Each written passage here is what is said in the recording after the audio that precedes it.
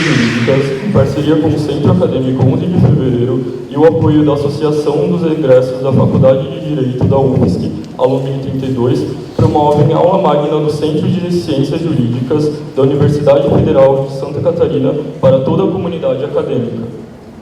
Para compor a mesa da palestra de hoje, chamo os ilustres professor Dr. Ubaldo César Baltazar, magnífico reitor da Universidade Federal de Santa Catarina.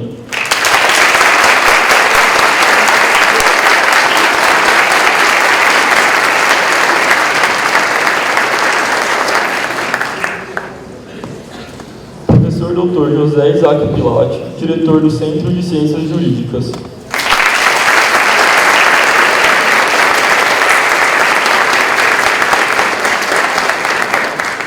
Professor Dr. Samuel da Silva Matos, vice-diretor do Centro de Ciências Jurídicas.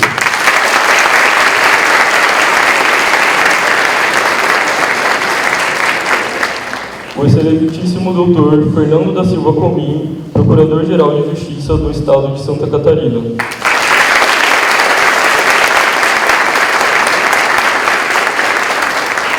A excelentíssima doutora Célia Iracida Cunha, Procuradora-Geral do Estado de Santa Catarina.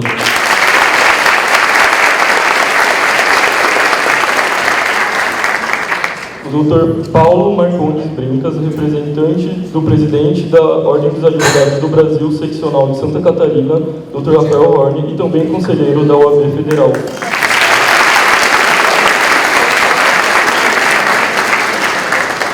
A acadêmica Marcela Mateus, presidente do Centro Acadêmico 11 de Fevereiro.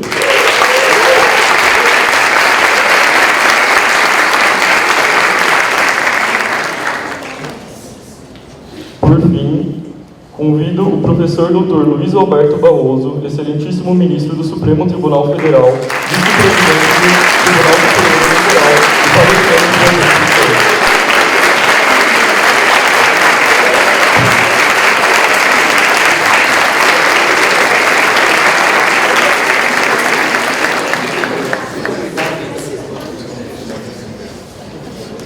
Passo a palavra ao magnífico reitor da Universidade Federal de Santa Catarina, professor Dr. Ubaldo César Baltazar.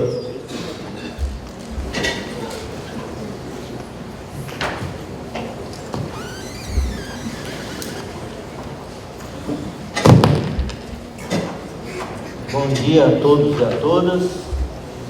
Eu gostaria de cumprimentar o Dr. Luiz Alberto Barroso, ministro do Supremo Tribunal Federal, e um amigo da casa.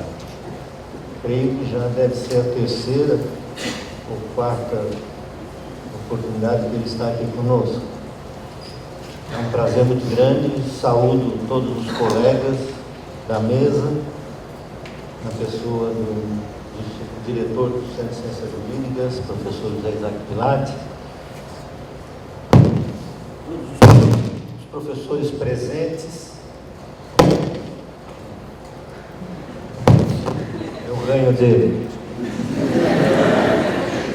Todos os professores, os alunos do curso de Direito da nossa universidade, estudantes de outras universidades, técnicos administrativos, advogados, enfim.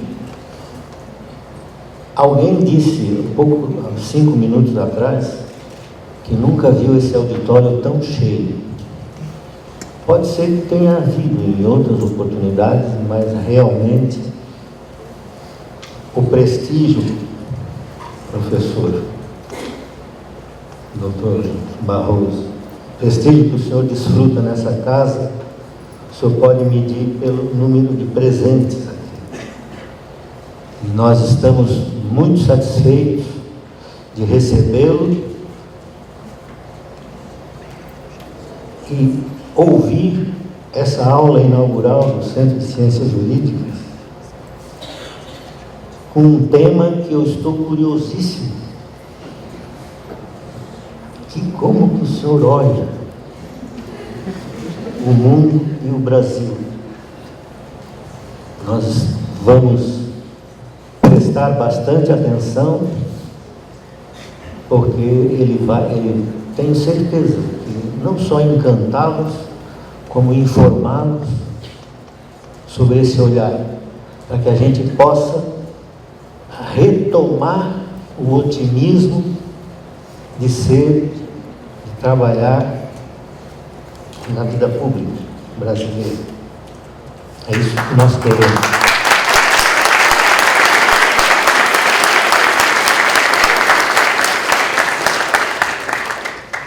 Em tempos em que nós temos 5 ou 6 órgãos de fiscalização que não deixam passar uma vírgula mal colocada, sindicância no dia seguinte. É um horror a situação que nós estamos vivendo. Como eu disse, eu estou bastante, não vou me estender, quero dar as boas-vindas ao nosso ministro Luiz Roberto Barroso. Seja sempre bem-vindo a essa casa. Um bom dia a todos e tirem muito bom proveito da palestra do ministro Barroso.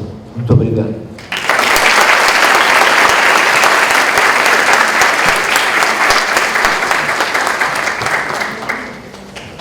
Passo a palavra ao professor doutor Lott, do Centro de Ciências Jurídicas da Universidade Federal de Santa Catarina.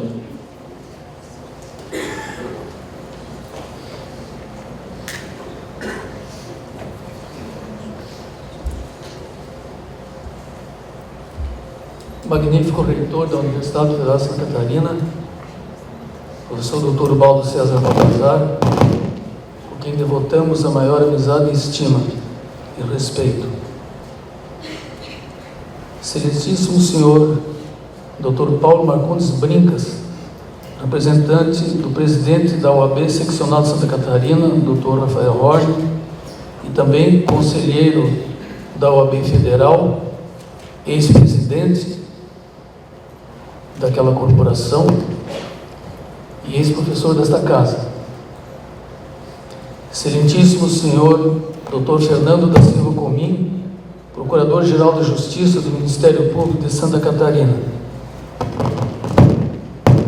Excelentíssima doutora Célia Iracida Cunha, Procuradora-Geral do Estado de Santa Catarina, na presença também do nosso professor Dr. João dos Passos, ex-procurador-geral do Estado de Santa Catarina. Excelentíssimo senhor professor Dr. Samuel da Silva Matos, vice-diretor do Centro de Ciências Jurídicas, por quem temos a maior admiração e o maior orgulho, e também um agradecimento especial de a sua pessoa ser o espírito de cordialidade desse encontro, desse evento.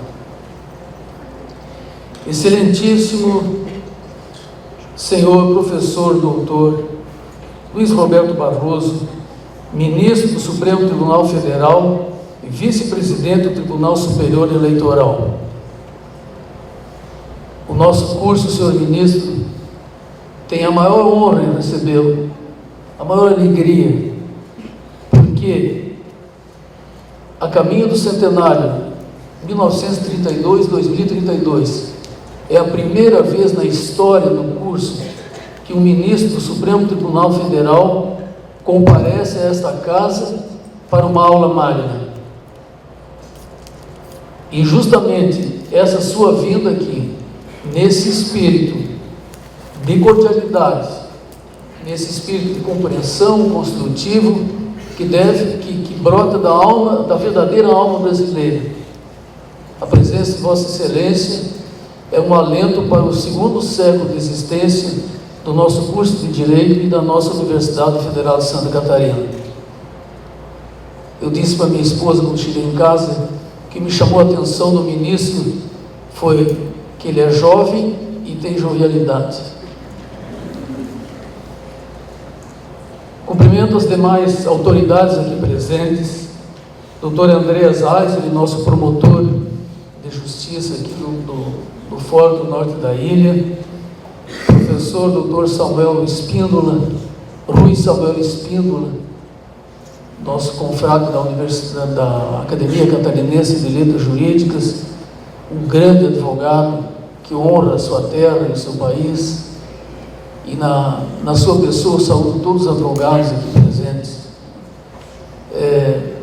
saúdo todos os professores, destacando o nosso ex-reitor, professor Rodolfo Pinto da Luz, 3 vezes reitor, autoridade federal, estadual e municipal da educação, e que está dando aula no dia a dia da graduação, depois com todo o currículo que ele tem e com toda a experiência que ele está nos transmitindo, agora nesse momento crucial que a universidade está vivendo. Um cumprimento especial a Marcela Mateus, presidente do nosso Centro Acadêmico 11 de Fevereiro, no Centenário, e na sua pessoa, e do Mateus, vice-presidente, eu saúdo todos os estudantes, que são a nossa razão de ser, a nossa realização, a nossa felicidade e toda a nossa esperança no futuro. Esses magníficos jovens que pode-se fazer qualquer coisa nesse país, mas nunca se considerar desacreditar a grandeza, a inteligência e a alma da juventude brasileira.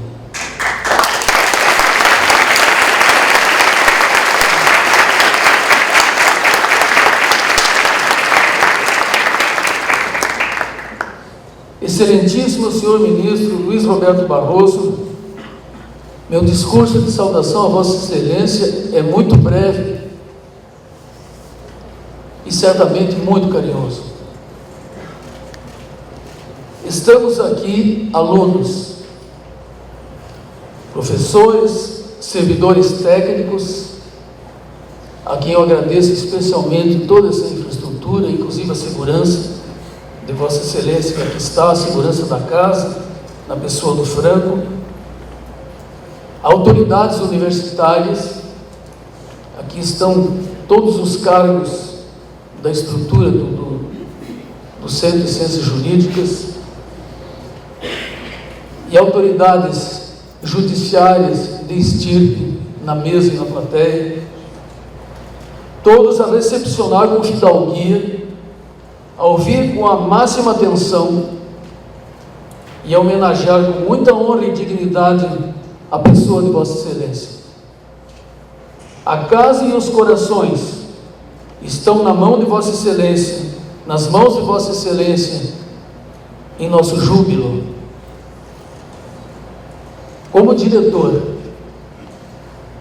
cumpre-me apenas dizer que com este evento podíamos lotar os maiores auditórios do Estado, mas nenhum lugar é tão adequado quanto este, da nossa calorosa simplicidade.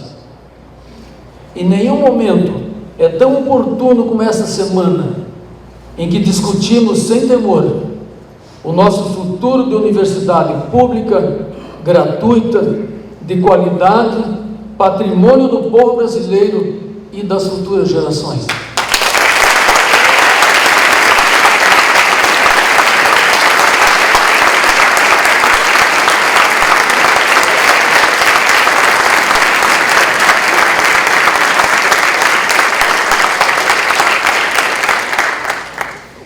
Magistrado da Corte Maior, professor e constitucionalista de escola, a visita e a voz de Vossa Excelência entre nós é mais do que alento, é afago em nosso coração aflito com o futuro da instituição. Este prédio anfitrião é fruto de convênio pioneiro no país, junto ensino universitário com prática jurídica e atendimento público. Foi iniciativa de magistrados professores, como Vossa Excelência o é. Aqui estão o magnífico reitor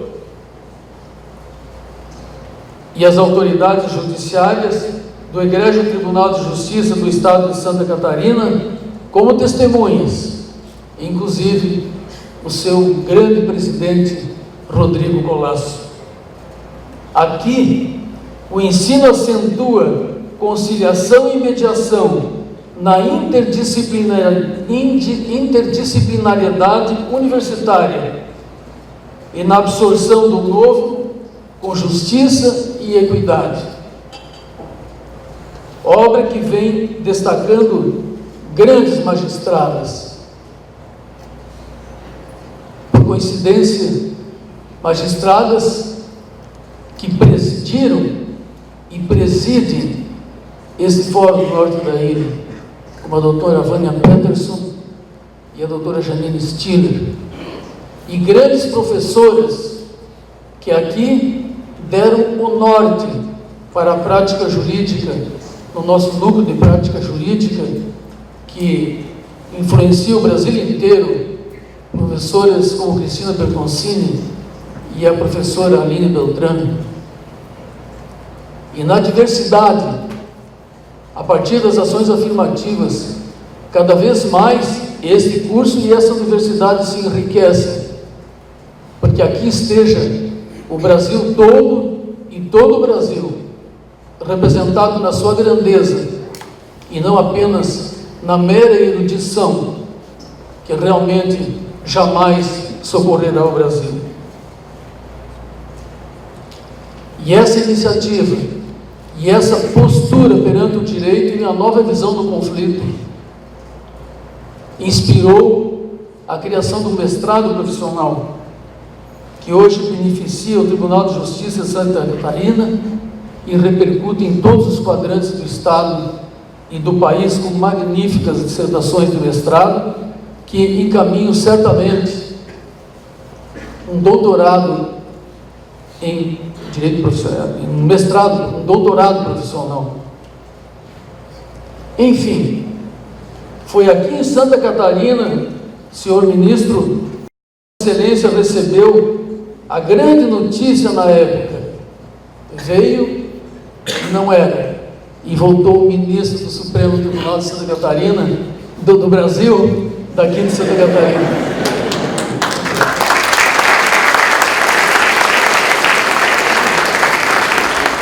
Por isso, Vossa Excelência, me permita dizer com o carinho que lhe devotamos. Florianópolis, Santa Catarina, é uma espécie de pátio de Vossa Excelência. Florianópolis, a Casa da Sorte, e essa universidade, a árvore de Natal, de receber os mimos do seu mérito pessoal. O brilho dessa mesa de autoridades que o distingue, os olhos brilhantes desses jovens inteligentes que sempre se lembrarão do privilégio desse dia, já que falamos de centenário, a atenção desses professores, colegas que acreditam na Constituição, acreditam na justiça e no futuro do país, são como luzes natalinas nessa manhã.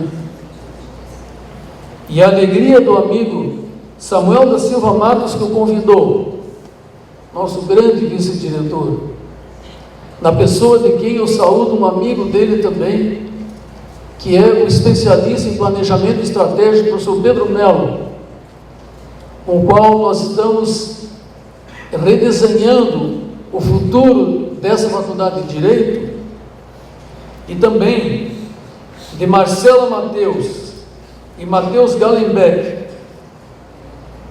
a presidente e o vice-presidente do Centro Acadêmico 11 de fevereiro, que justamente se chama 11 de fevereiro porque é o dia da fundação do curso de Direito, e de Bruno Carreirão, presidente da Alumni, a nossa digna, honrada e brilhante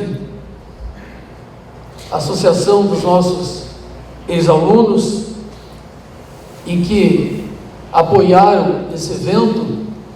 Essas três pessoas, senhor ministro, eu posso dizer que é ouro, é incenso e é mirra, e é muito aplauso para Vossa Excelência e para a nossa gratidão.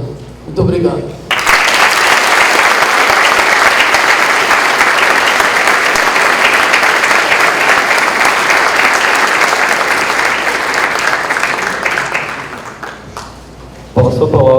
ao professor Dr. Samuel da Silva Matos, vice-diretor do Centro de Ciências Jurídicas da Universidade Federal de Santa Catarina.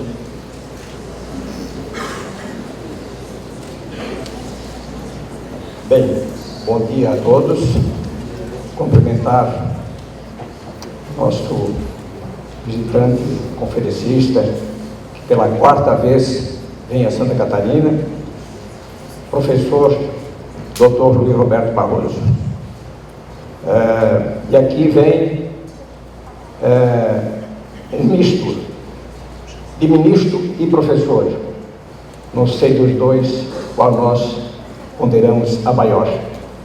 Mas, na verdade, é que, em nome dos meus alunos, gostaria de dizer ao professor Barroso que suas sustentações orais, junto a decisões, para não dizer a decisão mais sensível que tomou o STF, possivelmente em toda a sua história, esta sua sustentação oral, ela ilustra parte das nossas aulas de Direito Constitucional 1 e Teoria Constitucional.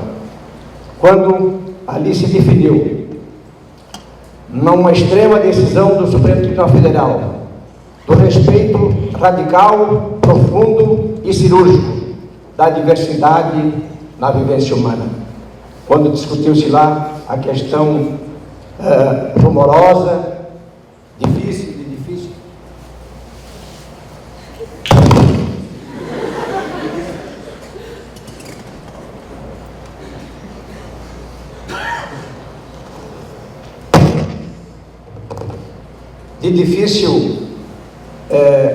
condução e de complexidade de discussão em toda a sociedade brasileira. Ali se disse o seguinte: todo tem direito à liberdade e à liberdade do amor. E o professor Luiz Roberto Barroso desenvolveu, naquela circunstância, estudos muito aprofundados na questão de um princípio constitucional magno instado na cabeça da Constituição, no seu artigo 1º, o magno princípio da dignidade da pessoa humana. Foi pelo viés deste princípio, professor Roberto Barroso, que um grupo de alunos, liderado pela aluna Ana Vitória Venzin, que desenvolveu um seminário magnífico e que a todos os alunos encantou. Então, se não fosse por esses motivos acadêmicos, por outros motivos que representa o professor Luiz Roberto Barroso como um dos mais consagrados, para não dizer o mais consagrado constitucionalista na história do país.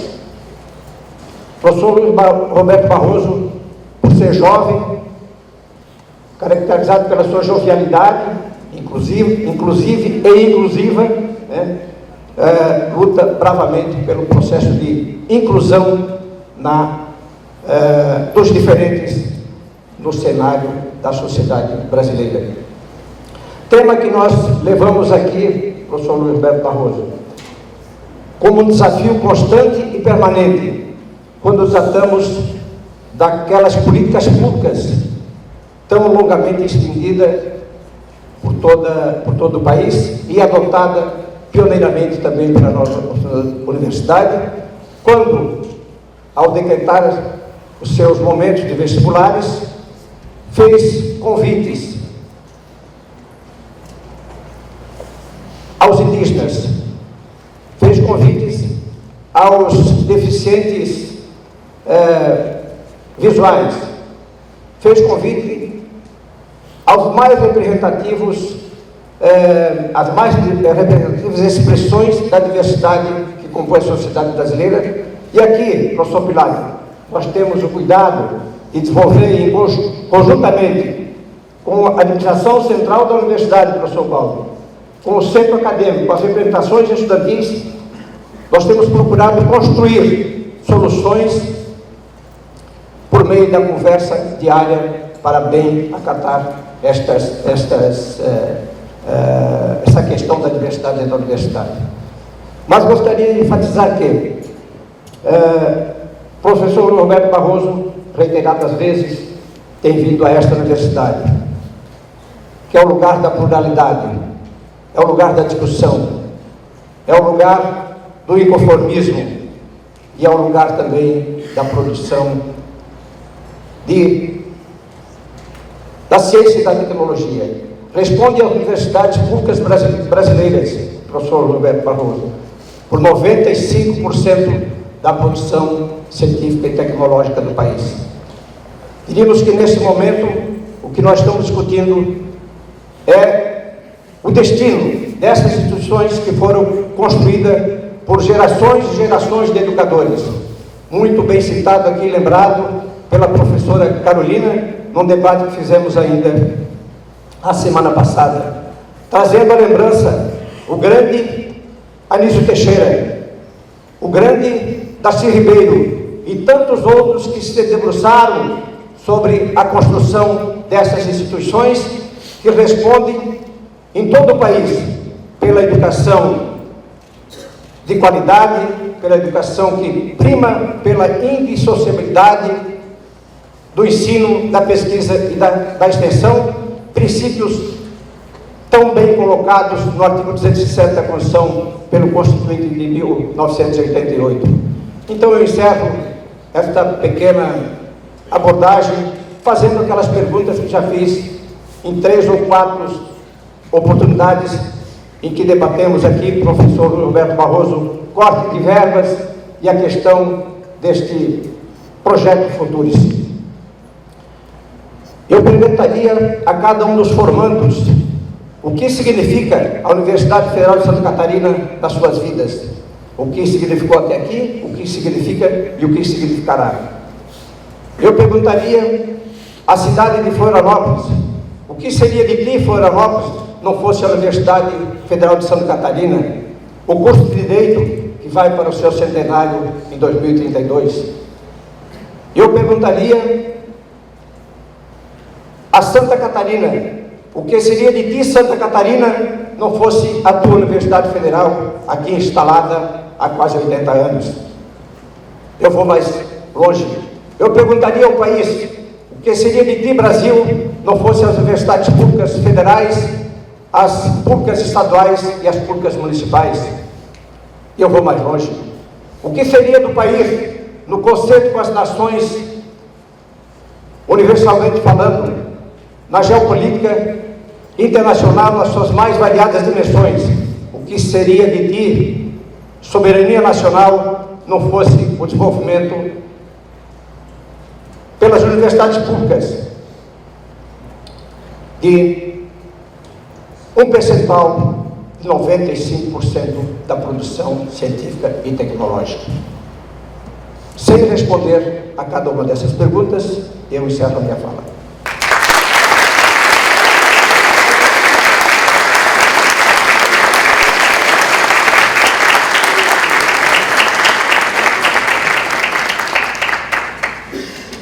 Em nome do Centro Acadêmico 11 de Fevereiro, agradeço imensamente o Centro de Ciências Jurídicas pela parceria do evento de hoje e também o apoio da Associação dos Egressos da Faculdade de Direito de Santa Catarina, Alumni 32. Agradeço também a ilustre presença das autoridades que compõem a mesa, a senhora e os senhores representantes de grande parte das instituições basilares da Justiça e do Estado Democrático de Direito. Então, muito nos honra recebê-los em nossa universidade. Antes de dar início à palestra, apresento o currículo do ilustre palestrante. O excelentíssimo senhor ministro Luiz Roberto Barroso graduou-se em Direito pela Universidade do Estado do Rio de Janeiro. É mestre pela Yale Law School nos Estados Unidos, doutor e livre docente também pela Universidade Estadual do Rio de Janeiro, ocupando a cadeira de professor titular de Direito Constitucional, e realizou estudos de pós-doutorado na Harvard Law School nos Estados Unidos. Atua como professor visitante da Universidade de Brasília, função também exercida na Universidade de Poitiers, na França, em 2010, e na Universidade de Wrocław, na Polônia, em 2009. Atualmente é ministro do Supremo Tribunal Federal e vice-presidente do Tribunal Superior Eleitoral. Sem mais delongas, passo a palavra agora, com muita honra ao excelentíssimo senhor ministro do Supremo Tribunal Federal, Luiz Roberto Barroso, para que dê início à aula magna do Centro de Ciências Jurídicas da Universidade Federal de Santa Catarina, com a temática Um Olhar sobre o Mundo e sobre o Brasil.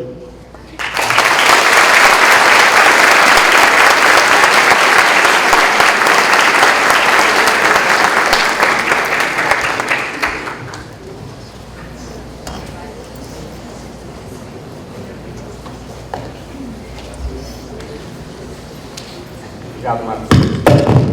Magnífico reitor da Universidade Federal de Santa Catarina, professor Ubaldo César Baltazar, senhor diretor do Centro de Ciências Jurídicas, professor Dr. José Isaac Pilate, meu querido amigo professor Samuel Matos, senhor Procurador-Geral de Justiça, Dr. Fernando da Silva Comim, excelentíssima senhora Procuradora-Geral do Estado, Célia Iracilda Cunha, senhor Dr. Paulo Marcondes Brincas, representante do presidente do Conselho Seccional da OAB, cuja presença agradeço, Dr. Rafael Horn, conselheiro, senhora presidente do Centro Acadêmico, Marcela Mateus, meus caros amigos, eu tenho muito prazer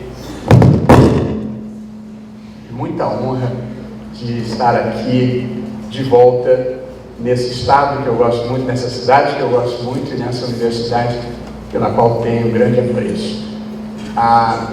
Eu gostaria de me apresentar e fazer uma justificativa. Me apresentar, embora já tenham lido o meu currículo, é que há algum tempo atrás eu estava num restaurante com a minha mulher e um garçom veio até a mesa e disse: eu conheço o senhor de algum lugar.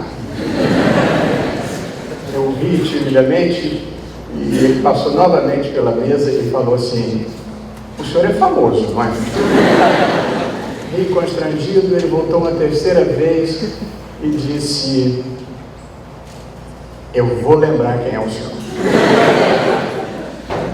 Não lembrou. Na hora que eu paguei a conta, entreguei o meu cartão de crédito, ele vai até o caixa e volta com um ar triunfante e fala assim: ahá, Luiz Roberto, narrador esportivo da TV. Queria dizer que eu sou o outro.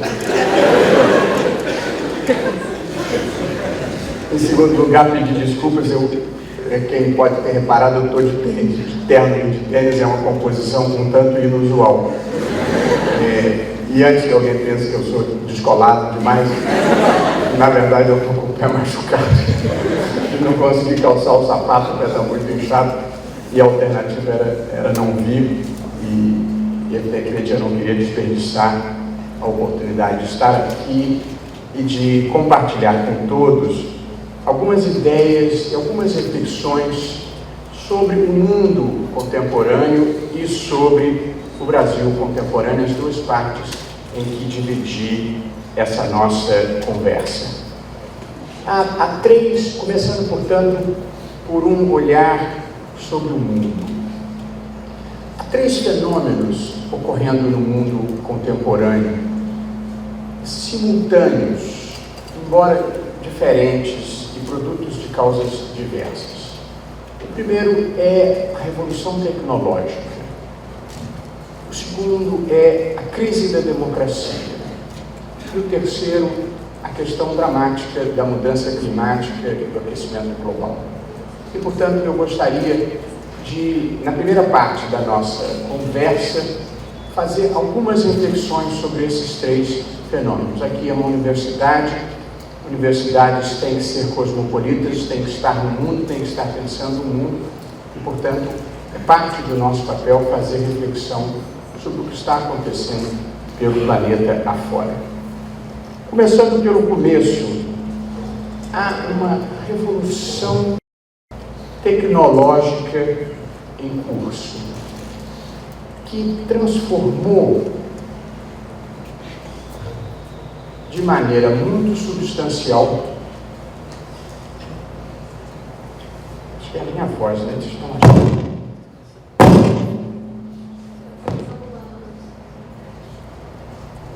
Há uma revolução digital, revolução tecnológica em curso, revolucionou o modo como nós vivemos, como nós fazemos uma pesquisa, como nós compramos bens em geral, como nós reservamos uma passagem de avião, um hotel, ou como nós nos deslocamos pela cidade. E mesmo o modo como a gente ouve música. Nós vivemos sob um novo vocabulário, uma nova semântica e uma nova gramática, com termos que até anteontem nós não conhecíamos e sem os quais hoje já não conseguiríamos mais viver. Eu fiz uma pequena lista aqui: Google, Windows, Mac, WhatsApp, Telegram, ficou perigoso ultimamente, Uber, Dropbox, Skype, FaceTime, Facebook, Twitter, Instagram, Waze, Spotify, Amazon, iTunes, Netflix e YouTube. Para mencionar apenas os que eu conheço de sabença própria. E para os solteiros ainda tem Tinder. Nesse novo ambiente, nessa nova economia que se criou, a principal fonte de riqueza é o conhecimento, é a propriedade intelectual, o conhecimento e a informação.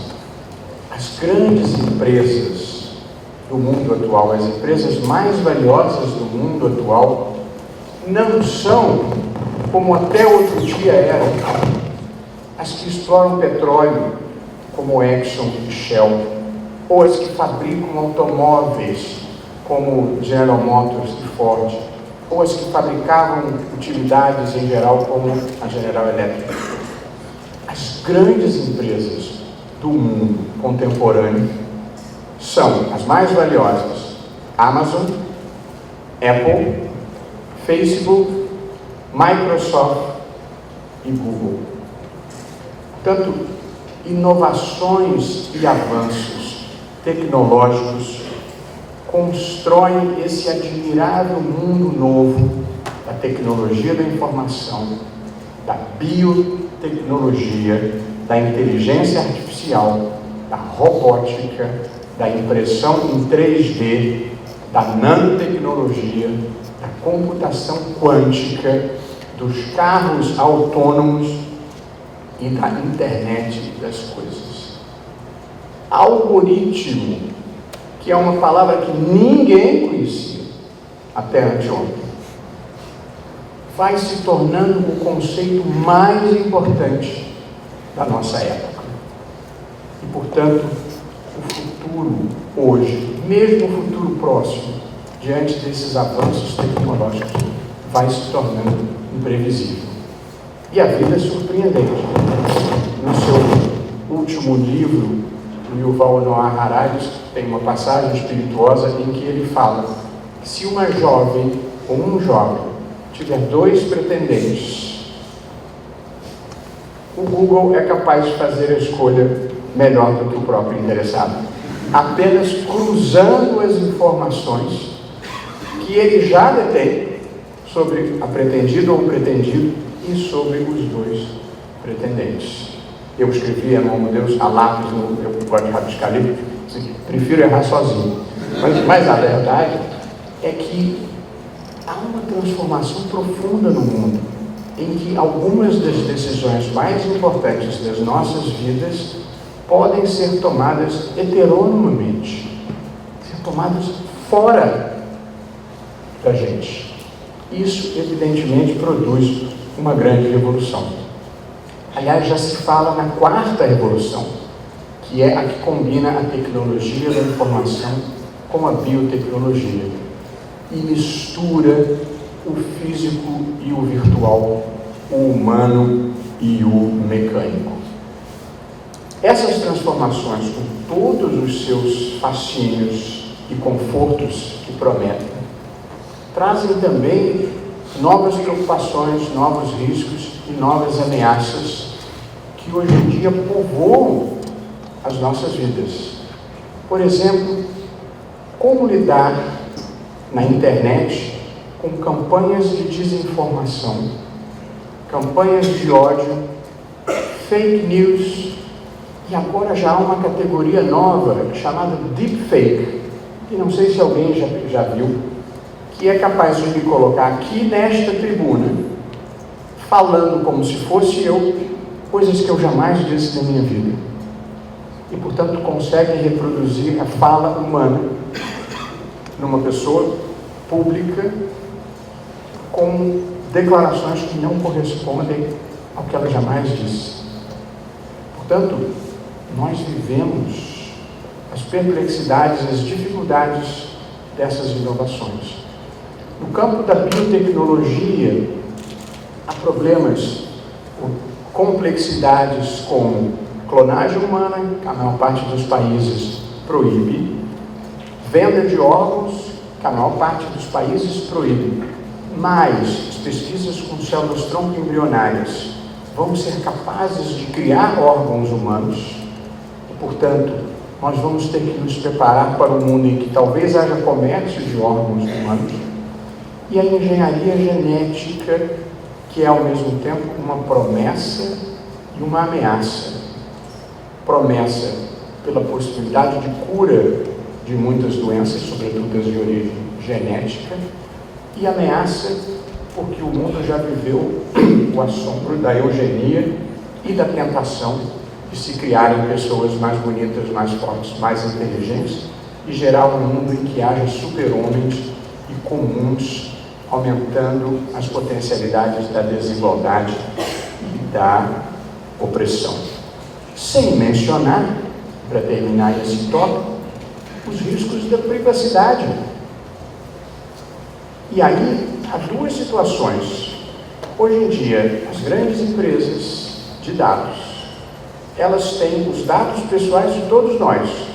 Nome, endereço, estado civil, trabalho. A nossa declaração de imposto de renda passa pela rede. E, além disso, eles têm também acesso aos interesses, preocupações, aflições de cada um de nós pelo simples monitoramento da navegação que cada um faz. Portanto, nós vivemos este mundo de um avanço tecnológico com todas as promessas, inclusive as de longevidade. Eu li outro dia, Samuel, na The Economist, que quem nasce hoje deverá viver 120 anos. Me deu uma preguiça danada. Mas a verdade é que há um processo profundo de transformação no mundo e, evidentemente, nós precisamos estar sintonizados com o que está acontecendo para podermos embarcar no futuro e conservar aquilo que precisa ser conservado. Segundo tópico de um olhar sobre o mundo que eu acho importante de destacar, particularmente no Brasil de hoje, é o que diz respeito à crise da democracia. A democracia constitucional foi a ideologia vitoriosa do século XX e disputou esta primazia com inúmeros outros projetos: comunismo, fascismo, regimes militares, fundamentalismos religiosos, até que, na virada do século XX para o século XXI, a grande maioria dos países do mundo se organizou em moldes de uma democracia constitucional, portanto, com poder limitado, respeito aos direitos fundamentais e, no geral, um regime de livre iniciativa com compromissos sociais. Nos últimos tempos, porém, alguma coisa parece estar indo errada com a democracia em diferentes partes do mundo. Há uma onda, não apenas conservadora, mas há uma onda populista e autoritária varrendo o mundo. os exemplos foram se acumulando ao longo dos anos. Hungria, Polônia, Turquia, Rússia, Ucrânia, Geórgia, Filipinas, Venezuela, e em todos esses casos, e essa é a preocupação que nós devemos ter, as democracias não ruíram sob as armas de generais ou sob golpes militares, como acontecia anteriormente, como havia acontecido aqui mesmo entre nós em 1964.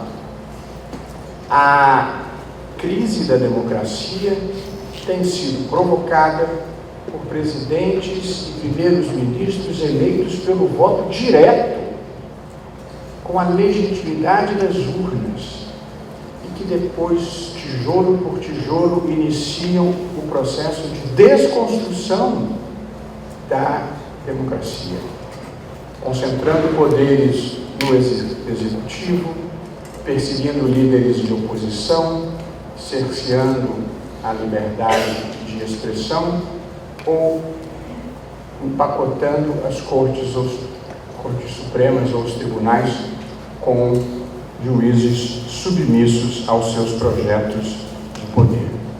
Este é um fenômeno que, de alguma forma, tem um alcance mundial e tem causas econômicas e sociais que vão do desemprego a uma certa estagnação social e a perda da chance de ascensão. Tem causas políticas, sobre as quais vou falar um pouco mais detalhadamente ainda na nossa conversa. E eu, pode ficar tranquilo, eu não falo mais do que 1 hora. Estou de pé em solidariedade também a todo mundo que está em pé no auditório. E os oradores que falam de pé, geralmente sabem a hora de parar de falar, porque as pernas avisam. Há causas políticas visíveis em todo o mundo, que é a representação política já não consegue mais dar voz e relevância aos cidadãos de uma maneira geral. Há um slogan mundial que é "não nos representam". Há um problema de desenho institucional nas democracias contemporâneas que nós vamos ter que rever, que é a dificuldade de os cidadãos se sentirem representados adequadamente nas instituições que se chamam representativas e que deveriam representá-los. E por fim, eu creio, é preciso reconhecer nessa onda populista e autoritária uma questão complexa de difícil equacionamento, que há muita gente, que eu chamei de causas culturais identitárias, há muita gente que não foi seduzida por esse discurso cosmopolita, progressista e humanista que nós fazemos, que é a matéria-prima das nossas vidas, que é o discurso igualitário e multicultural que impulsiona a agenda progressista da proteção ambiental, direitos humanos, igualdade racial, políticas femininas, casamento gay, defesa de populações nativas e descriminalização de drogas, entre outras modernidades. Quem olha mesmo para o Brasil em alguma medida vê que houve uma reação contra muitas das causas que na academia e em outras partes da vida nos unia. E, portanto, em alguma coisa nós falhamos e não conseguimos conquistar corações e mentes para muitas causas que nós consideramos relevantes e caras. E nesse ambiente da crise da democracia, ainda há o fator China, que é um modelo autoritário, tisnado pela corrupção, mas de vertiginoso sucesso econômico e social, que traz perplexidade e tentações para muita gente pelo mundo. E por fim, é preciso não confundir crise da democracia fato de que, em muitos lugares do mundo, no momento presente, partidos ou grupos conservadores chegaram ao poder. Conservadorismo não é sinônimo de autoritarismo. Há uma certa amargura no pensamento progressista por esse avanço do conservadorismo. Mas assim é a democracia. Às vezes a gente ganha, às vezes a gente perde. A democracia é feita, escreveu Stephen Holmes, de promessas, decepções e da administração da decepção. E é feita, sobretudo, de dois fatores. Quem ganha, a maioria tem direito de governar. Quem perde, não fica destituído dos seus direitos e, da próxima vez, tem chance de disputar e tentar ganhar. Portanto, não é razoável considerar como crise da democracia o simples fato de que, em algum momento e lugar, não prevalece aquilo que a mim me parecia melhor. E, por fim, encerrando essa nossa primeira parte, a questão da mudança climática. São três, portanto, os temas dessa primeira parte. A revolução tecnológica ou digital, a crise da democracia e agora a mudança climática ou aquecimento global. Quem me conhece, aqui a maioria muito jovem não me conhecerá, eu tenho uma superstição na vida. Eu divido tudo em três. Todas as minhas classificações são tricotômicas. E a explicação não é muito sofisticada. É que quando eu era estudante de Direito, portanto estava onde a maior parte das pessoas aqui está, nós estudávamos direito tributário e aprendíamos que havia três espécies de tributo: imposto, taxa e contribuição de melhoria. E vivíamos felizes e em paz. Até que um dia o regime militar criou uma nova categoria, que foi o empréstimo compulsório. Apenas para quem acha que está tudo muito ruim, eu quero dizer que a vida já foi pior. A gente tinha que pagar um empréstimo compulsório para abastecer o carro de gasolina e tinha que pagar um empréstimo compulsório para viajar para o exterior. E tempos depois esse dinheiro voltava sem correção monetária. E então o governo militar pede parecer a um grande jurista pernambucano que escreve, publica na imprensa, dizendo que empréstimo compulsório também é tributo. Romperam a barreira dos três, criando um quarto tributo. Nunca mais houve consenso sobre a classificação dos tributos. Nunca mais. E, portanto, tem quem pretende voltar a uma classificação binária, só imposto e taxa, aos que falam em 5 ou 6 espécies de contribuições, e aí colocam contribuição de melhoria, contribuições sociais, contribuições parafiscais. Só que entre contribuição de melhoria e contribuições parafiscais, a única semelhança é o nome, é como manga de camisa e manga fruta. Não tem nada uma coisa a ver com a outra, mas estão sob a mesma categoria. Portanto, eu desenvolvi a superstição de que as classificações têm que ser em 3, para você ter uma fotografia imediata do que você está lidando. E se alguém disser, mas esse sujeito é professor de Direito Constitucional, ministro do Supremo, eu sou professor Supremo, eu até estou ministro do Supremo, mas sou professor, essa é a minha vida. O sujeito professor, ministro do Supremo, cultiva esse tipo de superstição. Eu gosto de lembrar que Niels Bohr, vencedor do Prêmio Nobel da Física, um dinamarquês que trabalhava com mecânica quântica, seja lá o que for isso, ele tinha na porta do gabinete dele uma ferradura. E um dia um jornalista perguntou para ele, tem sempre um jornalista na área, também já aprendi isso.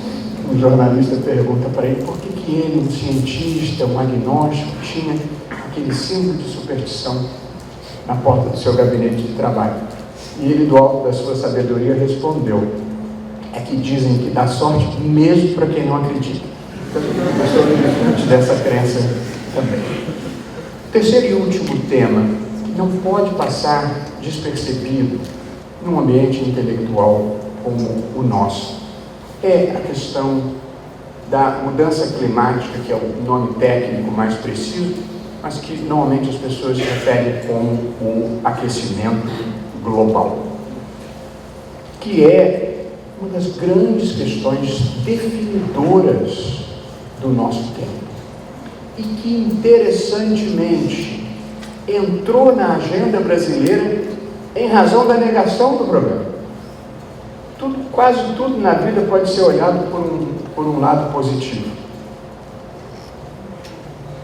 Há alguns problemas no tratamento da questão do aquecimento global. O primeiro deles é um misto de ceticismo com ignorância, que faz com que muitas lideranças não deem a importância devida a isso.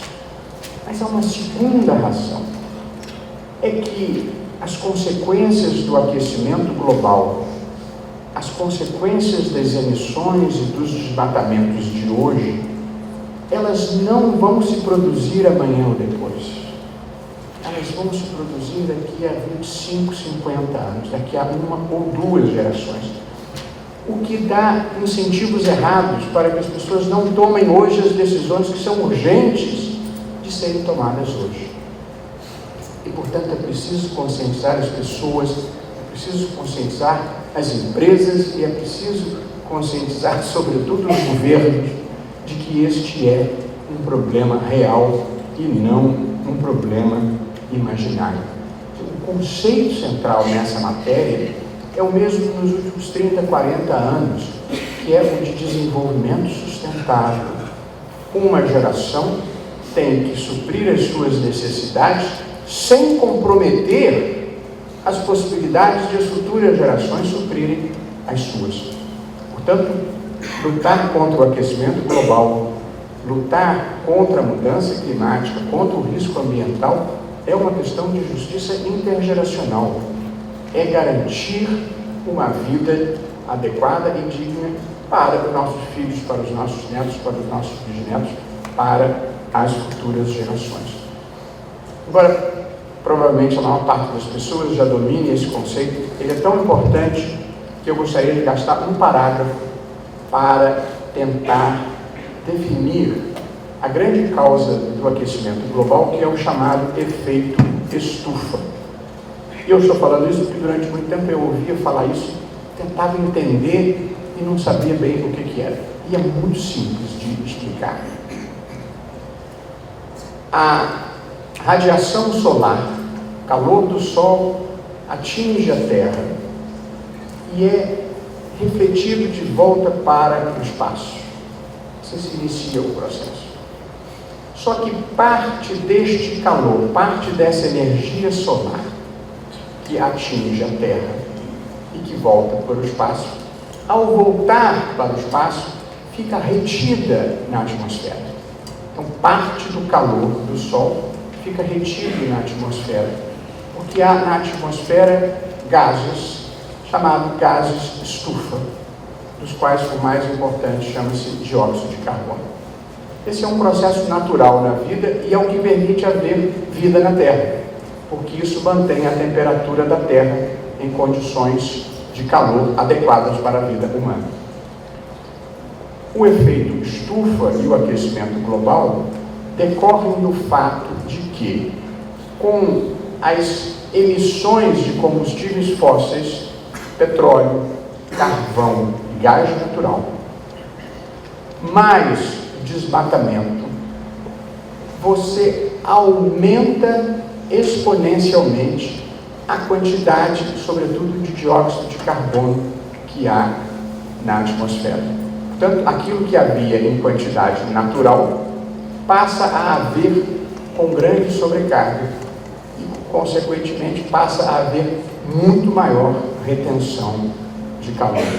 Isso é que é, basicamente, o efeito estufa que produz o aquecimento global. Excesso de gases estufa na atmosfera, retendo um excesso de calor. Qual tem sido as consequências? O aumento da temperatura global e aquecimento dos oceanos, derretimento das calotas polares, retração de geleiras, perda da cobertura de neve no hemisfério norte, elevação do nível do mar, perda na extensão e espessura do gelo do mar Ártico, extinção de espécies e situações climáticas extremas, como furacões, ondas de calor, enchentes e etc. A Amazônia é responsável por 1/4 da retenção de carbono, por duas razões. Primeiro, porque por fotossíntese ela elimina carbono, e segundo, porque a floresta armazena em si o carbono. Portanto, quando você desmata, você produz dois problemas. Você diminui a retenção de carbono que a floresta promove e você libera o carbono que ela reteve. E é por isso que o mundo inteiro está preocupado com o desmatamento. Nos últimos 40 anos, nós desmatamos uma área correspondente a mais do que 2 Alemanhas na Amazônia. Isso já seria trágico em si, mas é preciso agregar uma informação. Sem aumentar 1 ponto percentual sequer no PIB da região amazônica. Portanto, nós destruímos a floresta sem gerar nenhum tipo de riqueza, nem melhoria de vida para aquelas pessoas. Portanto, esta é uma situação dramática. A floresta amazônica não deve ser tratada como um problema, como um passivo, como uma liability. A floresta amazônica é um dos grandes ativos brasileiros e nós tínhamos que transformar a floresta amazônica numa fonte de riqueza e não num objeto de destruição em massa, porque nós devemos isso a nós mesmos e devemos isso ao mundo. E com isso eu encerro o olhar, senhor reitor, sobre o mundo e compartilhei algumas preocupações que fazem parte da nossa geração. A minha já está saindo de cena aos poucos, mas são fenômenos que serão decisivos e definidores para as novas gerações. E é preciso ter em conta esses fenômenos e refletir sobre eles. E agora eu lanço um olhar sobre o Brasil para uma conversa franca, tanto quanto eu possa, na minha vida atual, sobre o Brasil de hoje. Apesar de eu andar um pouco ressabiado com essa história de conversa franca, com franquezas em geral, eu fui, há algum tempo atrás, dar uma palestra em São Luís do Maranhão. Eram 28 anos de uma universidade lá, de uma instituição privada, e eles fizeram um grande evento, deram hora de me convidar, e eu fui. Quando eu cheguei no aeroporto, no meu caminho do aeroporto até o hotel, tinham 3 outdoors enormes que celebravam os 28 anos da universidade, e tinha uma foto minha também, enorme, e provavelmente retocada. Eu chego no hotel, usei a minha chefe de gabinete e o meu segurança. Entramos no elevador, entra uma senhora muito distinta, vira-se para mim e fala assim: o senhor é o ministro Barroso? Ah, pois então. Eu vi o senhor nas fotos. Ah, pois então. A gente fica melhor no outdoor, né, ministro? Vai ser franca assim. A minha chefe de gabinete, para me consolar, disse assim, ela ficou nervosa, se enganou, ela queria ter dito o contrário, mas eu não caí não. Mas já fiz terapia, estou recuperado. A vida seguiu e a gente na vida tem que estar preparado para todo tipo de revés. Eu não falo de política por vedação constitucional, digamos assim. Eu falo de instituições, de como aprimorá-las e como defendê-las. E, portanto, essa é a nossa conversa. Assim, como fazer um país melhor e um país maior. E para nos livrarmos, ao menos temporariamente, do varejo da política, todas as minhas análises vão parar em 31 de dezembro de 2018, para que nada seja contextualizado como um comentário político momentâneo.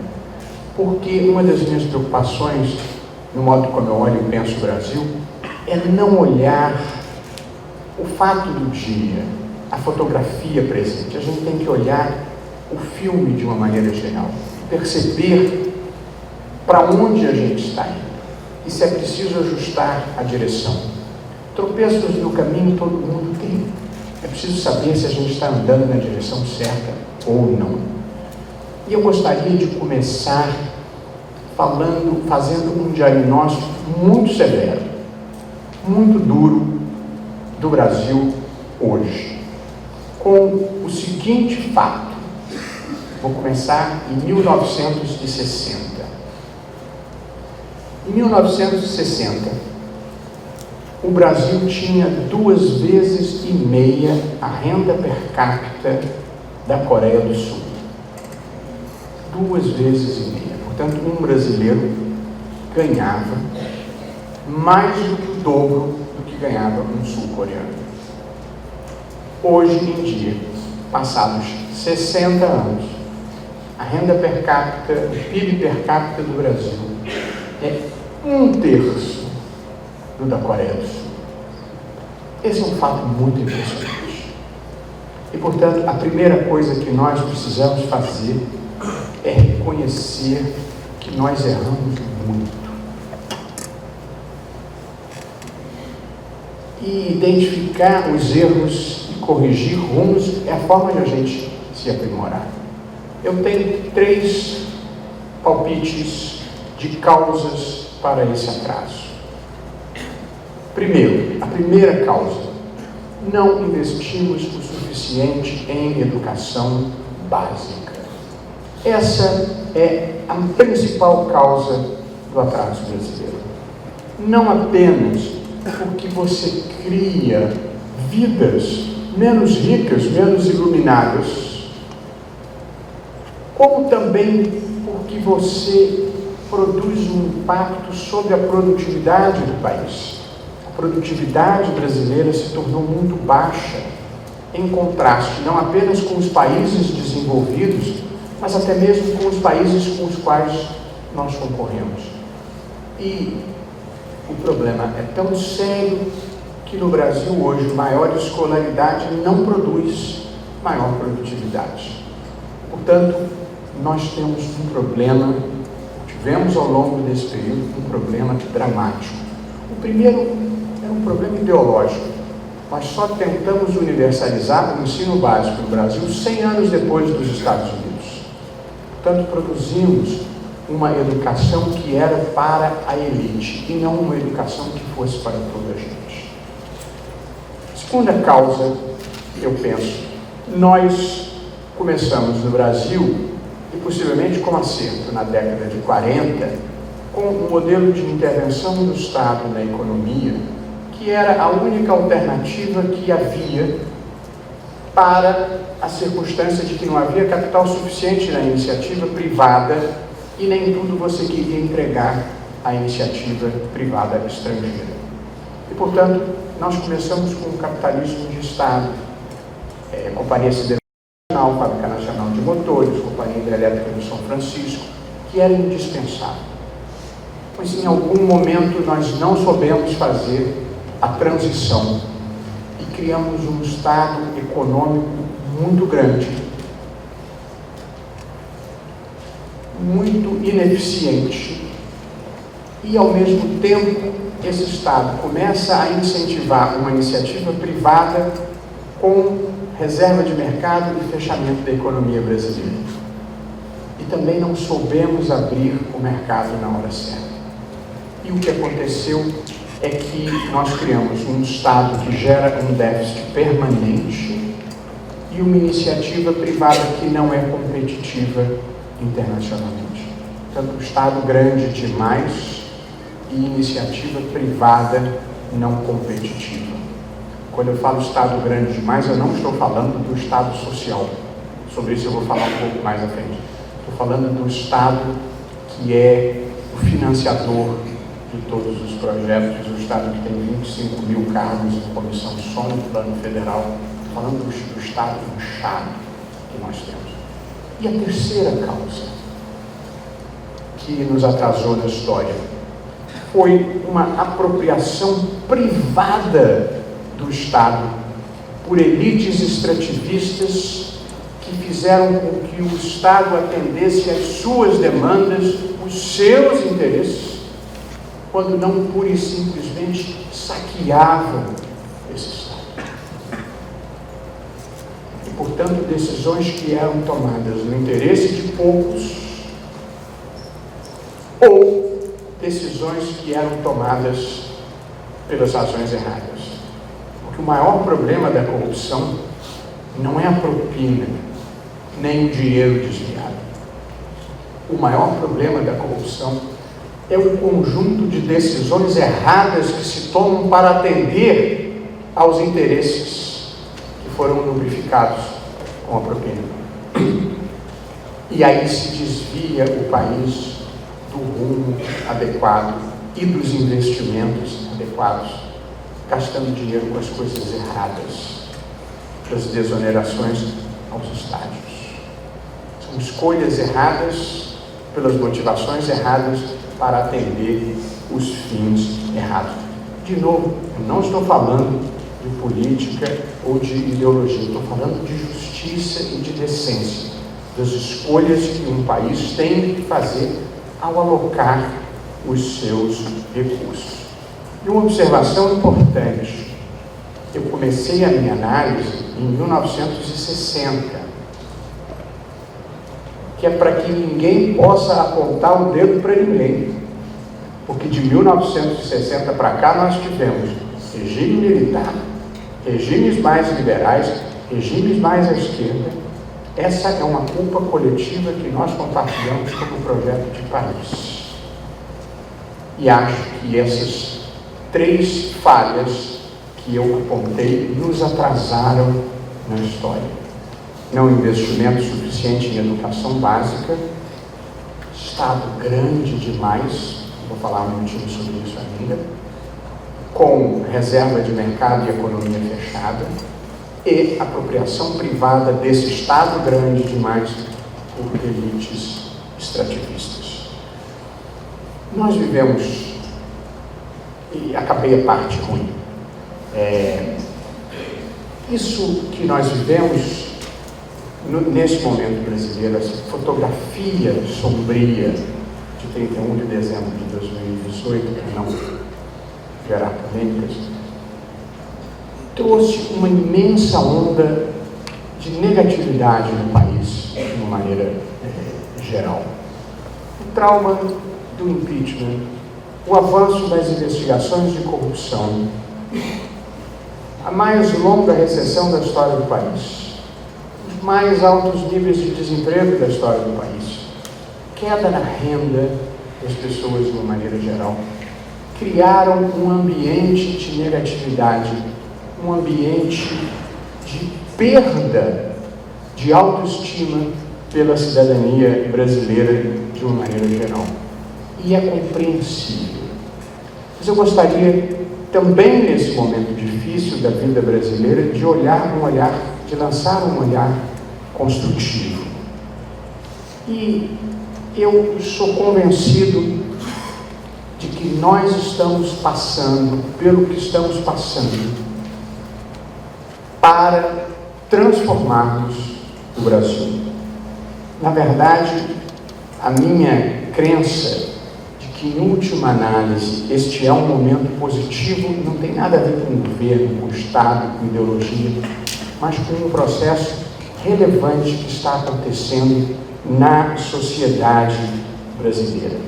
Então tem a ver com o fluxo da história, com a mobilização da sociedade e com um processo de transição que era inevitável nós passarmos. E já vou em seguida dizer por quê. Há uma frase famosa do Antonio Gramsci, que foi um filósofo italiano, final dos anos 20, início dos anos 30, ele escreveu: o velho está morrendo e o novo ainda não nasceu. Essa é a parte conhecida da frase dele. Mas há um complemento muito importante, em que ele disse: entre a morte do velho e o nascimento do novo, surge uma grande quantidade de situações mórbidas. Este é o Brasil.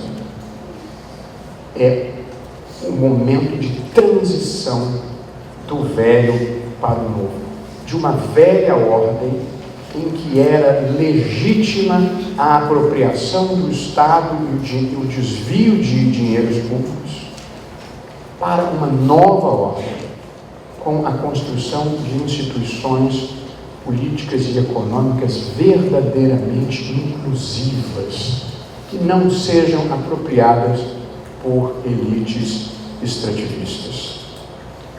Eu, a despeito das dificuldades dessa hora, e esse é o ponto central desse tópico, eu sou convencido de que nós estamos vivendo um momento de refundação. Os países, como as pessoas, passam pelo que têm que passar para se aprimorarem e para amadurecerem. E não havia como nós nos tornarmos desenvolvidos, furar o cerco da renda média com os padrões de ética pública e de ética privada que se praticavam no Brasil, e com os níveis de desigualdade que existem no Brasil. E, portanto, o grande compromisso histórico das novas gerações deve ser com a elevação do patamar da ética pública e da ética privada no Brasil, e com o enfrentamento da desigualdade, que produz exclusão social. A democracia é um projeto coletivo de autogoverno, em que as pessoas têm que se sentir excluídas têm que se sentir incluídas para participar do projeto. O projeto tem que ser delas também. Se elas são excluídas desse projeto, elas abandonam a ideia da democracia. E, portanto, nós temos que ter um projeto verdadeiramente inclusivo de país. E isso não envolve ideologia. Você pode ter projetos mais liberais, você pode ter projetos mais progressistas, ou pode ter projetos mais conservadores de país. Mas tem que ser um país para toda a gente. Parte dos problemas que nós enfrentamos foi a construção de um país para poucos, só para o andar de cima, com muita gente abandonada pelo caminho, inclusive e especialmente pela falta de educação básica. Apesar de tudo isso, eu gostaria de dar um depoimento positivo sobre os 30 anos da democracia brasileira. O filme da democracia brasileira é um filme relativamente bom. A fotografia pode ser sombria, mas em 30 anos nós conquistamos estabilidade institucional, 30 anos de estabilidade institucional no Brasil e num continente como a América Latina. É algo que não deve ser tratado com desimportância, porque aqui sempre fora o país do golpe, do contragolpe, da quebra da legalidade constitucional, desde sempre. Desde que Dom Pedro I dissolveu a primeira Assembleia Constituinte, até o ato institucional número 5, ou os anos de chumbo do governo Médici, sempre fora o país da quartelada, do golpe de Estado, da quebra da legalidade constitucional.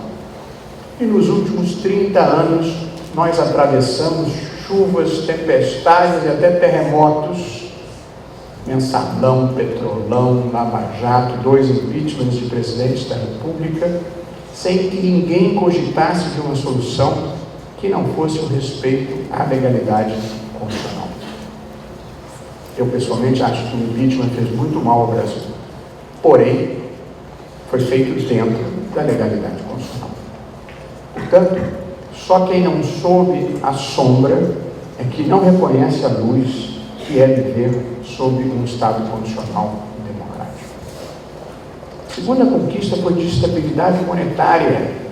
Os mais jovens não saberão o que é isso, mas quem tenha mais de 40 anos aqui lembrará os horrores da hiperinflação e daqueles sucessivos planos econômicos fracassados que a gente conhecia pelo nome e pelo sobrenome: Cruzado 1, Cruzado 2, Bresser, Verão, Collor 1, Collor 2, as moedas iam trocando, o dinheiro desvalorizava a cada dia, e com o Plano Real nós conquistamos estabilidade monetária, sempre lembrando que a inflação penaliza sobretudo as pessoas mais pobres, porque quem tem capital se protege no mercado financeiro, mas quem vive de trabalho tinha o dinheiro desvalorizado a cada dia.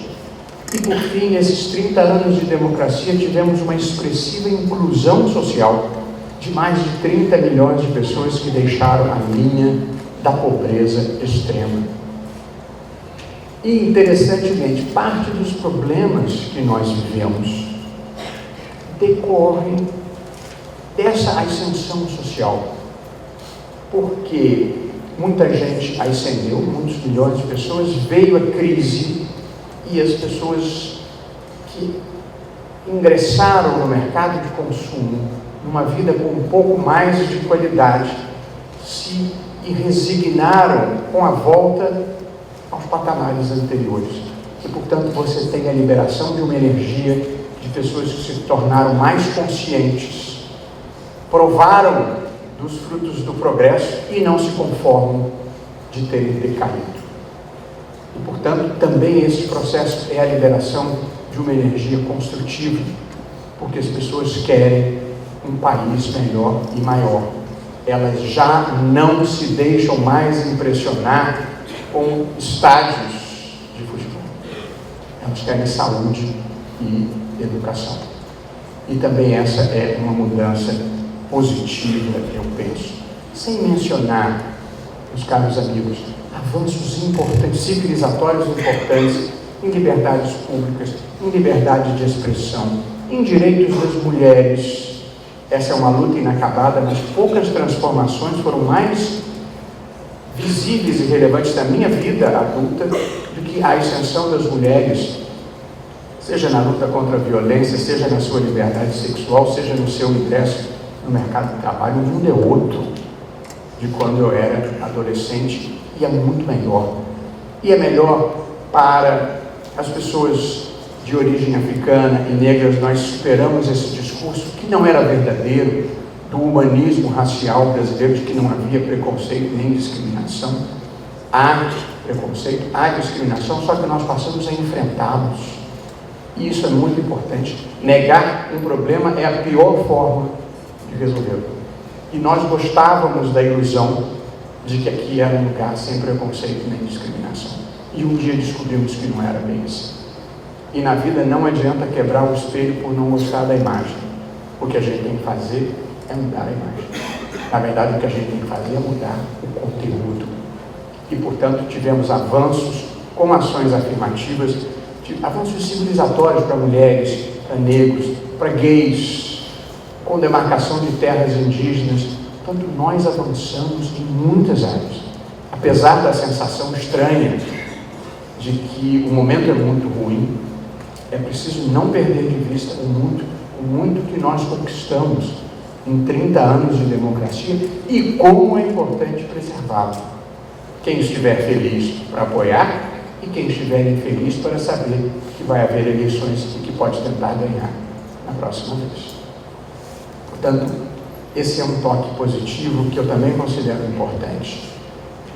Os avanços civilizatórios que nós obtivemos no Brasil. Eu estava falando do movimento gay, eu mesmo fui advogado nessa causa, que se referiu Samuel, e eu, um dia desse, fui dar uma palestra em algum lugar, e a moça me apresentava e disse: aqui o ministro Luiz Roberto Barroso, como advogado, ele defendeu as uniões homoafetivas, como ministro votou pela descriminalização da maconha, não para uso próprio, interesse. E agora, dizia a moça, A próxima pauta progressista, ministro, é das uniões poliafetivas, de modo que nós contamos com o senhor também para essa nossa causa.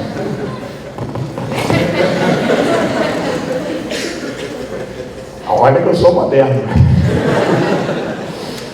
E aí eu disse, ó, que numa democracia nenhum tema é tabu. Tudo pode ser discutido à luz do dia. Até porque coisas que eram impensáveis ontem se tornam senso comum hoje. Assim tem sido a vida. Mas disse eu, ela só tem um problema. Eu já sou convidado para a parada gay. Eu já sou convidado para a marcha da maconha. Preocupa-me o tipo de evento que vão me convidar se eu apoiar as uniões poliafetivas.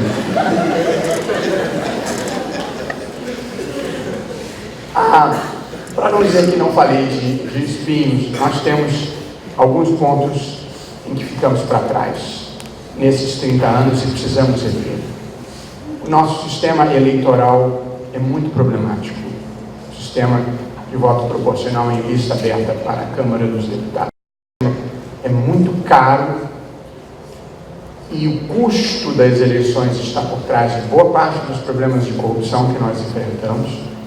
Ele tem baixa representatividade porque o eleitor, pelo sistema, não sabe exatamente quem ele elegeu e o candidato não sabe propriamente por quem ele foi eleito, de modo que um não tem de quem cobrar e o outro não tem de quem prestar contas, e gera, com esta pluralidade de partidos, um modelo de ingovernabilidade, de negociação com um conjunto imenso de partidos, muitos deles administrados como negócios privados. Portanto, é preciso estar na agenda brasileira uma reforma política. Eu sou defensor do sistema distrital misto, não vou ter tempo de conversar sobre isso agora.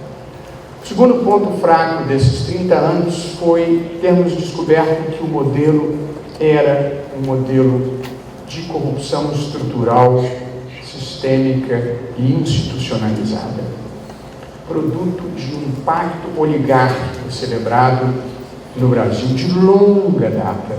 Não é culpa de uma pessoa, não é culpa de um partido, nem de longe, mas um pacto oligárquico de apropriação privada do Estado, celebrado por parte da classe política, parte da classe empresarial e parte da burocracia estatal, um pacto de saque ao Estado brasileiro.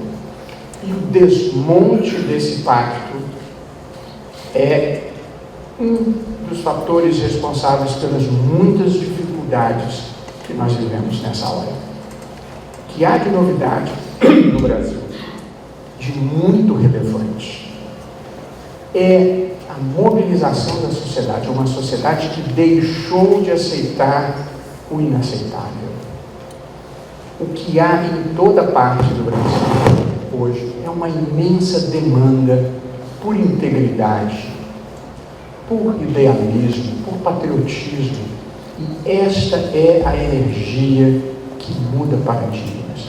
Esta é a energia que empurra a história na direção certa. O pacto oligárquico reage e a corrupção reage, e não é difícil perceber isso em muitas partes, porque a corrupção que ocorreu no Brasil, ela não foi produto de pequenas falhas individuais, pequenas fraquezas humanas. Ela foi produto de esquemas profissionais de arrecadação, desvio e distribuição de dinheiros públicos, que constituiu um arco de alianças que vai da esquerda para a direita, da direita para a esquerda, passa pelo centro, em um grau de contaminação muito impressionante. E, portanto, a reação contra a superação do pacto oligárquico, ela vem de toda parte.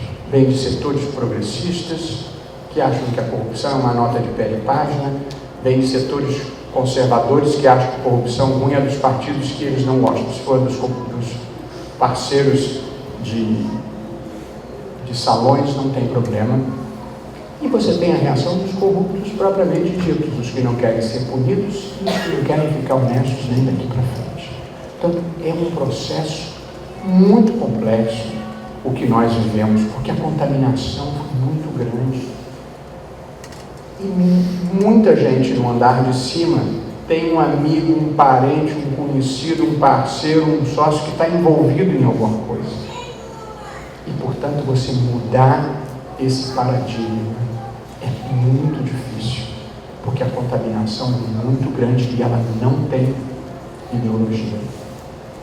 Mas, eu repito, não há como nós nos tornarmos desenvolvidos se aceitarmos passivamente esses padrões de ética pública e de ética privada. E não pode ter a corrupção dos que eu gosto e a corrupção dos que eu não gosto. Ninguém pode ter corrupto de estimação. A corrupção é um mal em si, não tem corrupção de esquerda e corrupção de direita. E, portanto, é preciso enfrentá-la dentro da Constituição, dentro da lei, sem punitivismo, sem vingadores mascarados, mas com garantismo. Mas aqui eu queria fazer um esclarecimento que considero muito importante. Garantismo significa que a pessoa tem o direito de saber do que é acusada, tem o direito de apresentar a defesa,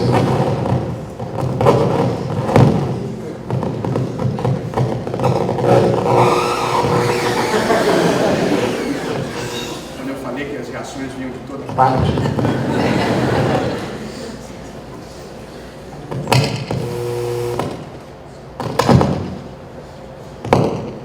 Garantismo significa o direito de saber do que se é acusado, o direito de apresentar defesa, de produzir provas, de ser julgado por um juiz imparcial e de ter pelo menos um recurso ao segundo grau. Isso que é garantismo. Existe um garantismo à brasileira que é direito a um processo que não funciona, direito a um processo que não termina, direito a que tudo termine em prescrição, e se por acaso não der prescrição, a gente anula tudo por qualquer fundamento que a gente possa inventar. Isso não é garantismo. Isso é um pacto com a impunidade. Isso é o pacto oligárquico brasileiro de autoproteção das elites de uma maneira geral. Portanto, quem está no mundo do direito, na advocacia, eu fui advogado há muitos anos, com muita honra, com muito orgulho e com muita saudade. A defesa é muito importante, mas o sistema tem que funcionar. Porque um sistema que não funciona, que não consegue punir a tempo e a hora quem deva ser punido, não é qualquer um. É um sistema ruim para o país, ruim para a sociedade e ruim para a advocacia. O advogado precisa de um sistema que funcione.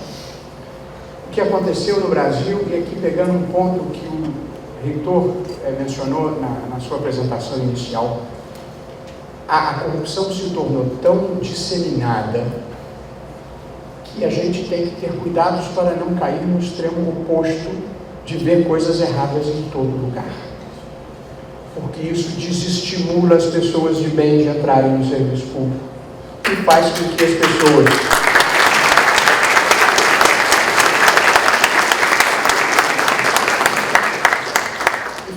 pessoas que estão no serviço público tenham medo de tomar decisões pelo risco de que um desses 5 ou 6 níveis de controle que pegam vírgulas, mas deixam passar boiadas,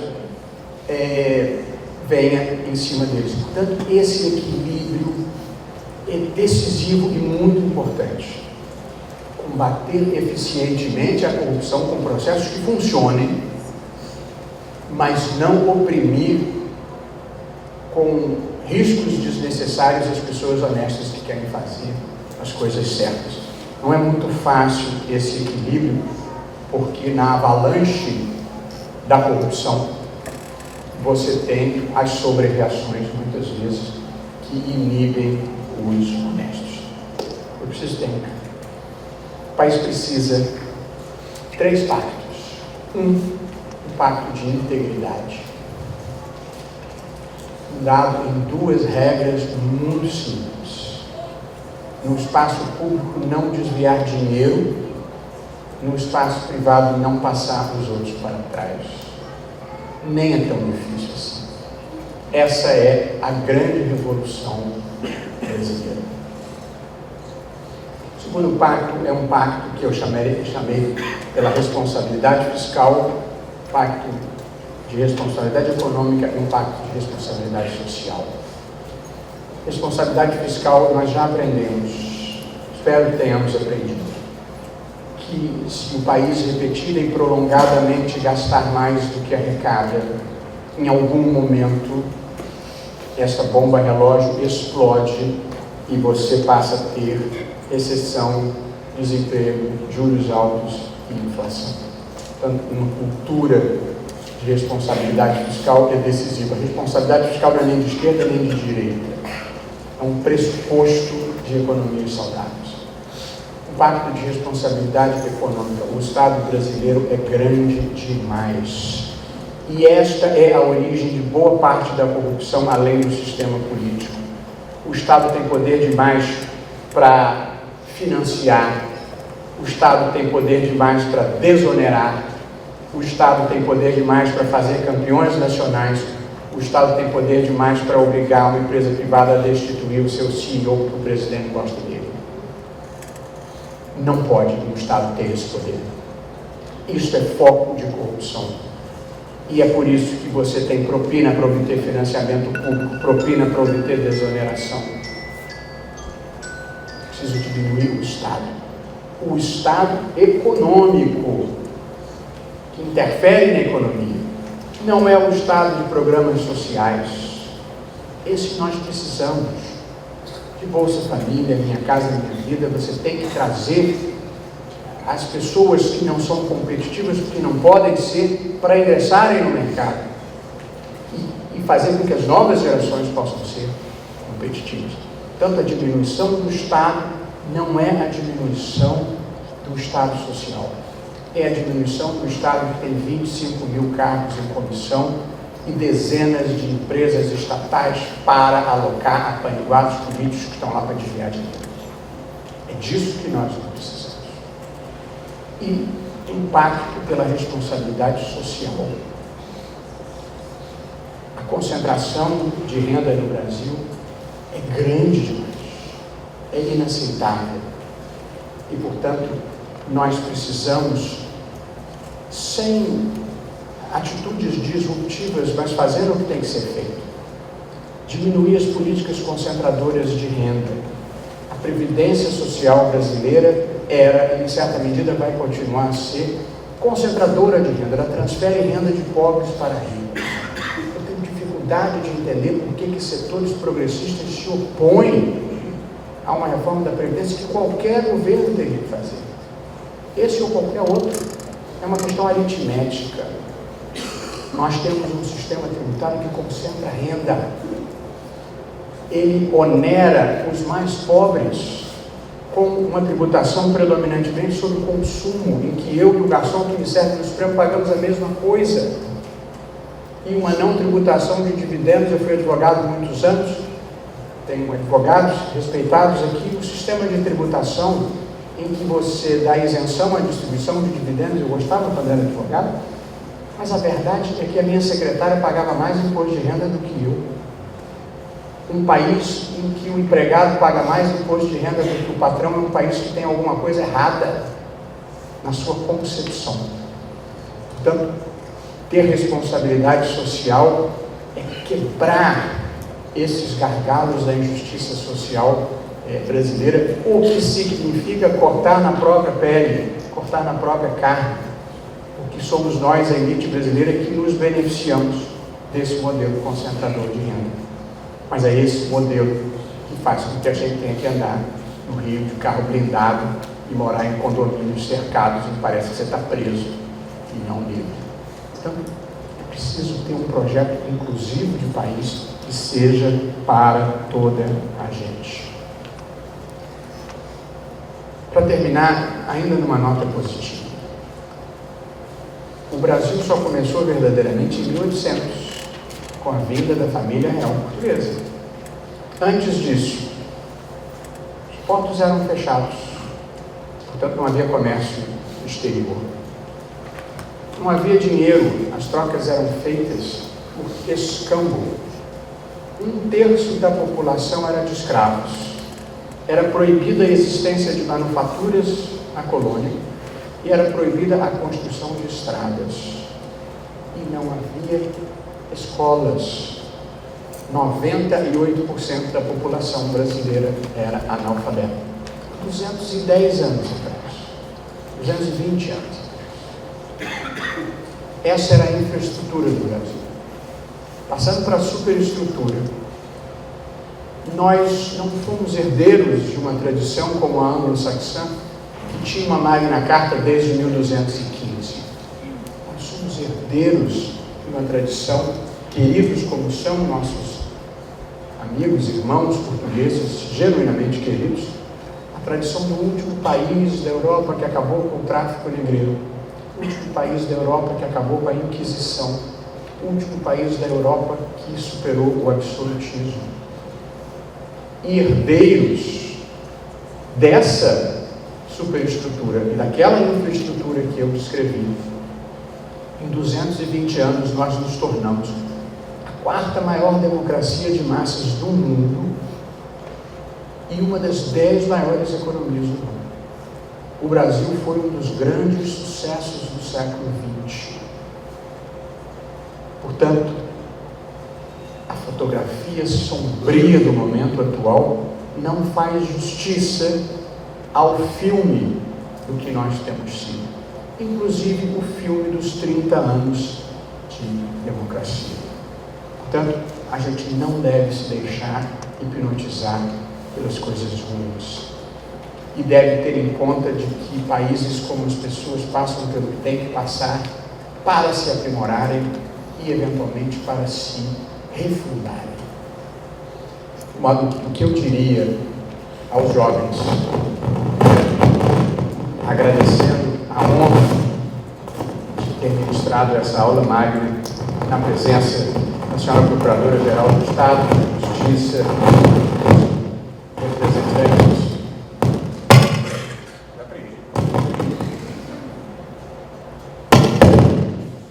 dos representantes da Ordem dos Advogados do Brasil, dos professores queridos que estão aqui. Inspire-se nos bons exemplos. Não se deixe hipnotizar pelos maus exemplos. Existem muitos. É porque eles têm muita visibilidade. Mas tem muita gente boa, muita gente decente, muita gente séria que trabalha pelo bem do Brasil. Portanto, é preciso escolher o lado certo da história e não se deixar impressionar pelos maus exemplos. E, portanto, o meu slogan pessoal, no qual eu me consolo nos momentos difíceis e que compartilho com vocês todos, é o seguinte, e com ele eu encerro. Não importa o que esteja acontecendo à sua volta. Tem controle. A gente só tem controle sobre o que a gente faz. A gente não tem controle sobre o que os outros fazem. Portanto, não importa o que esteja acontecendo à sua volta. Faça você o melhor papel que puder. Muito obrigado.